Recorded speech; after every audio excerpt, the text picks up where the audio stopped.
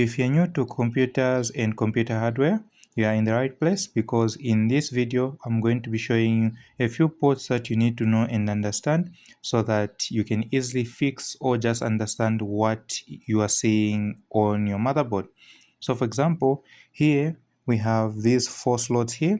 These are RAM slots. So these ones are usually labeled, as you can see there. There's DIMM 1, 2, 3, 4. So where you put in your memory depends with the motherboard. So if you have 1 RAM slot, you can just put it where your motherboard recommends. So check your manual. Then here we have this blue port here. So you'll see this on newer motherboards and also motherboards that support USB 3. So this is a USB 3 port, and the actual cable that connects to it looks like this. So if you have this in your case, meaning you have USB 3 on your case, you just need to make sure that your motherboard supports USB 3 so that you can have that connected.